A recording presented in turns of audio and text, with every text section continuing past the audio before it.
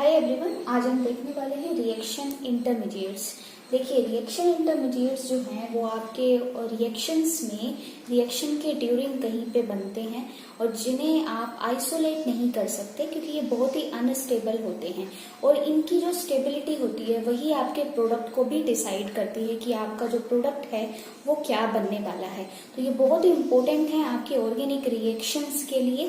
तो अभी जो आपके सिलेबस के अकॉर्डिंग आपको ये 3 टाइप के रिएक्शन इंटरमीडिएट्स पढ़ने हैं। ये तीनों बहुत ही इम्पोर्टेंट हैं। फर्स्ट है आपका कार्बोकेटायन, देन है आपका कार्बेनाइन एंड लास्ट है आपका फ्री रेडिकल। कुछ और भी रिएक्शन इंटरमीडिएट्स हैं जैसे कार्बीन, नाइट्रीन, तो वो भी हम लेंगे, लेकिन अभी के लिए ये जो 3 हैं ये बहुत ही इम्पोर्टेंस रखते हैं, तो हम पहले इन्हीं को ही पढ़ लेते हैं।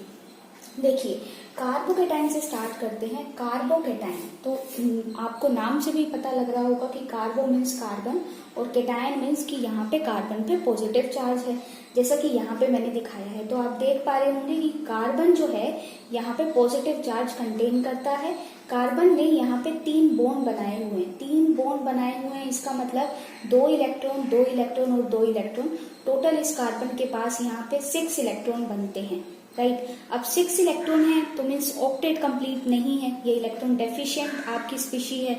इलेक्ट्रॉन डेफिशिएंट स्पीशीज को आप इलेक्ट्रोफाइल भी बोल सकते हैं, आप लुईस एसिड भी बोल सकते हैं। तो अब आपको ये बात समझ आई होगी, जो कार्बोकेटायन है वो क्या है कि it has at least 1 carbon with positive charge and 6 electron, क्योंकि 3 बॉन्ड है तो 6 इलेक्ट्रॉन हुआ। अब यहाँ पे अगर हम हाइब्रिडाइजेशन की बात करें तो यहाँ पे हाइब्रिडाइजेशन जो है वो sp2 है, क्योंकि स्टेरिक नंबर 3 है, 3 सिग्मा बॉन्ड है, लोन पेयर यहाँ पे है नहीं। तो यहाँ पे जो आपकी हाइब्रिडाइजेशन है वो sp2 है। sp2 हाइब्रिडाइजेशन के केस में आपका जो स्ट्रक्चर है वो ट्राइगोनल प्लेनर होता है और यहाँ पे जो इलेक्ट्रॉन्स हैं वो आपके पेयर हैं, इसलिए ये आपका डायमैग्नेटिक नेचर का होगा। अब जो कार्बोकेटायन हैं जो आपके रिएक्शन में बनते हैं वो 2 टाइप से हम उनका क्लासिफिकेशन करते हैं कि पहला जो टाइप है वो है आपका क्लासिकल कार्बोकेटायन और दूसरा है नॉन क्लासिकल। जो ये नॉन क्लासिकल कार्बोकेटायन होता है, यहाँ पे जो पॉजिटिव चार्ज है यहाँ पे इसमें क्या होता है, रेजोनेंस से स्टेबलाइज्ड हो जाता है। आप बोल सकते हैं कि स्प्रेड हो जाता है, उसका पॉजिटिव चार्ज का डीलोकेलाइजेशन हो जाता है। जबकि जो आपका क्लासिकल कार्बोकेटायन है वहाँ पॉजिटिव चार्ज जो है वो लोकेलाइज्ड रहता है, क्योंकि वह रेजोनेंस नहीं है, कॉन्जुगेशन नहीं है। अब जो कार्बोकेटायन के केस में या कार्बेनाइन के केस में आपको जो रिएक्शन इंटरमीडिएट का स्टेबिलिटी ऑर्डर है, अगर आप कंपेयर करते हैं तो वो सबसे ज्यादा इंपॉर्टेंस रखता है। अब अगर आपको इनका स्टेबिलिटी ऑर्डर देखना है तो आपको जो आपके कुछ इफेक्ट्स हैं ऑर्गेनिक केमिस्ट्री में, उन इफेक्ट्स को जानना बहुत जरूरी है, जैसे कि आपका aromaticity, resonance effect, hyper conjugation effect और आपका हुआ इंडक्टिव इफेक्ट। इन सभी इफेक्ट्स पे मैंने वीडियो बनाई हुई है, तो आप प्लीज चैनल पे जाके उन वीडियोस को पहले देखिए, आपको कंपेयर करना भी आएगा और आपको जो कॉम्पिटिटिव एग्जाम्स में क्वेश्चन आते हैं जीओसी से रिलेटेड, आप उन क्वेश्चंस को भी आई होप कि आप इजीली कर पाएंगे। देखिए क्या है कि आपके पास 4 इफेक्ट हैं, जैसे कि मैंने बताया कि एरोमेटिसिटी है, आपको कंसीडर करना है रेजोनेंस इफेक्ट को, हाइपर कॉन्जुगेशन और इंडक्टिव इफेक्ट। तो जो पहले नंबर पे आपका इफेक्ट आता है वो होता है एरोमेटिक कैरेक्टर, जो किसी भी स्पीशी की आपको स्टेबिलिटी बताता है।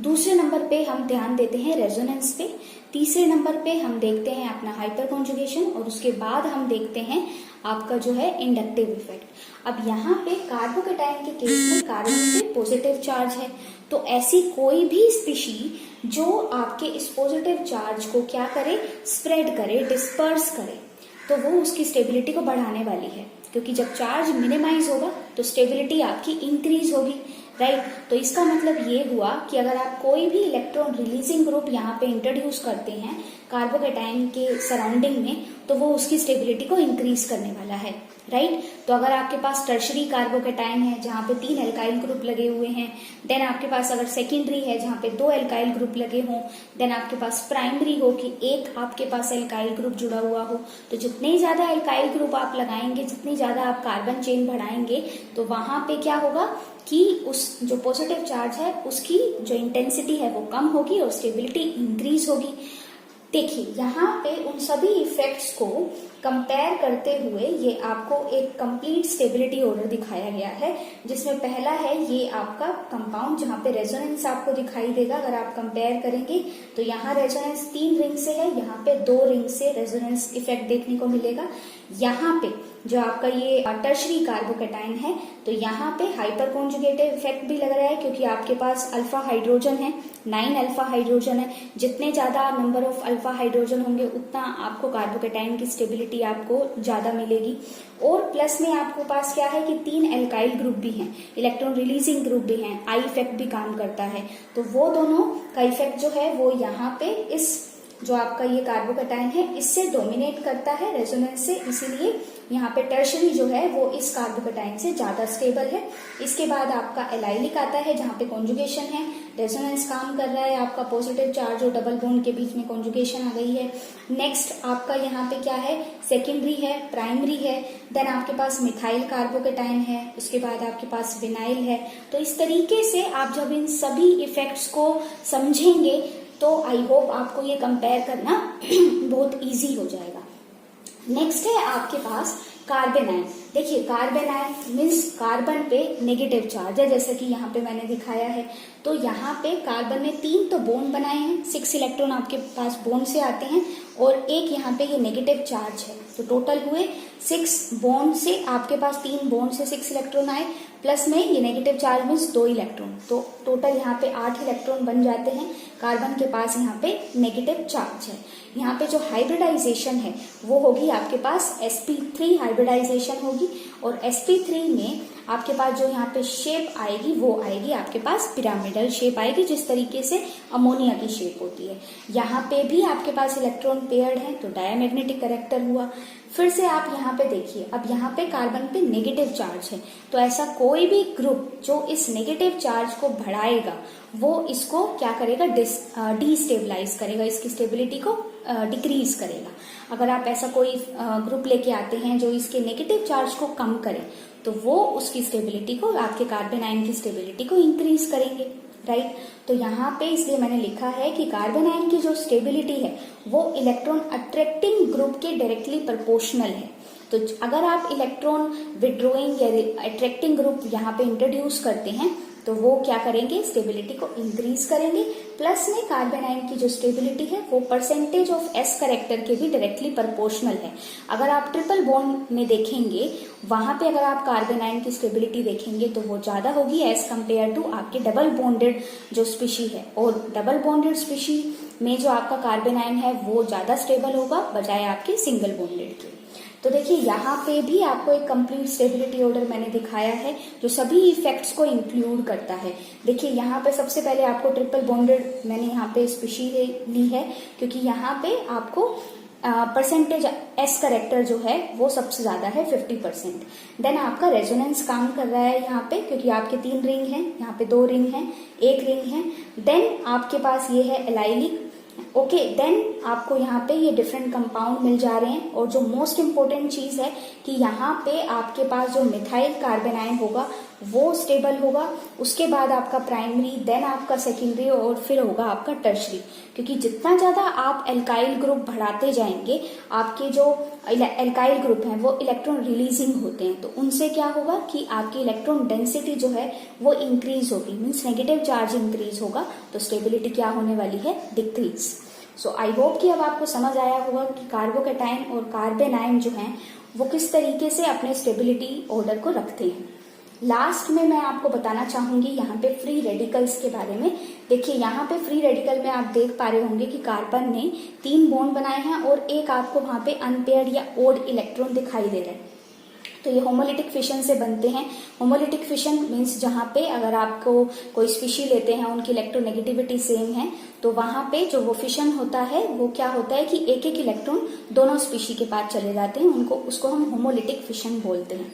अब यहाँ पे क्या है कि जो आपके एटम या ग्रुप हैं उसके पास ओड इलेक्ट्रॉन है, अनपेयर्ड इलेक्ट्रॉन है और कोई चार्ज नहीं है, इसलिए वहां पे मैंने लिखा है कि ये न्यूट्रल होगा। प्लस में फिर से आपको पास वहां पे 3 सिग्मा बोन है, तो हाइब्रिडाइजेशन क्या होगी, sp2, क्योंकि लोन पेयर नहीं है हमारे पास कोई भी। फिर इसके बाद आपके पास अनपेयर्ड इलेक्ट्रॉन है तो जो मैग्नेटिक प्रॉपर्टी होगी वो पैरामैग्नेटिक होगी जैसा कि वहां लिखा है, और जो शेप होगी वो आपके sp2 हाइब्रिडाइजेशन के अकॉर्डिंग होगी, मीन्स ट्राइगोनल प्लेनर होगी जैसे कि कार्बोकैटायन में होती है। नेक्स्ट हम बात करते हैं जो इसका मोस्ट इंपोर्टेंट पार्ट है वो है इसका स्टेबिलिटी पार्ट। स्टेबिलिटी पार्ट में हम फिर से मैं आपको वही बताने वाली हूँ कि आपका रेजोनेंस इफेक्ट भी काम करेगा, हाइपर कॉन्जुगेशन इफेक्ट काम करेगा, राइट। और देन आपका इंडक्टिव इफेक्ट। इंडक्टिव इफेक्ट भी कैसा कि अगर आपको प्लस आई इफेक्ट है, मीन्स अगर इलेक्ट्रॉन रिलीजिंग ग्रुप है तो वो फ्री रेडिकल की जो स्टेबिलिटी है उसको इंक्रीज करेंगे। देखिए यहाँ पे सबसे पहले रेजोनेंस इफेक्ट आपका काम कर रहा है कि आपके पास 3 रिंग हैं तो रेजोनेंस सबसे ज्यादा होगा, मीन्स फ्री रेडिकल की स्टेबिलिटी सबसे ज्यादा।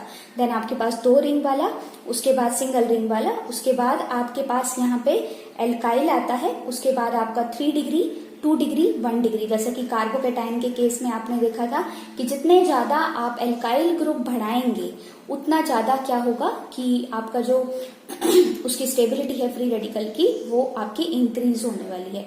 देन आपके पास आता है विनाइल, राइट। तो इस तरीके से अब आप यहाँ पे कंपेयर कर सकते हैं इन तीनों को कि इनका स्टेबिलिटी ऑर्डर जो है वो किन किन फैक्टर्स पे काम करता है। मैंने आपको ओवरऑल बता दिया कि अगर आप ऑर्गेनिक स्पीशीज की स्टेबिलिटी देखते हैं तो आपको इन 4 इफेक्ट पे कमांड करनी है, एरोमेटिसिटी, रेजोनेंस, हाइपर कॉन्जुगेशन और inductive effect.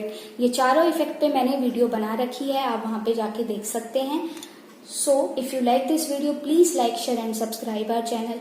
And if you want to get good chemistry study material, then you can join our Telegram channel. And if you want to discuss the chemistry problems, then you can join the Facebook group. Links are given in the description box. Thanks for watching.